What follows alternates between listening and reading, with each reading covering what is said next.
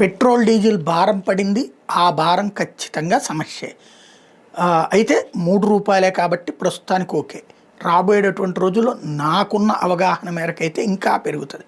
నేను ఇంతకుముందు నుంచి చెప్తున్నా, యుద్ధం స్టార్ట్ అయినప్పటి నుంచి కూడా కంట్రోల్ చేస్తున్నారు. ప్రస్తుతం కేంద్రం భరిస్తుంది, ఎన్నికలకు ముందని అయి ఉండొచ్చు అన్నది. లేదు లేదు అని మాట్లాడే వాళ్ళు ఉన్నారు. కానీ నేనైతే అప్పటి నుంచి చెప్తాను, ఎన్నికల ముందు కాబట్టి ఇబ్బంది పడకుండా కేంద్రం అది భరిస్తుంది.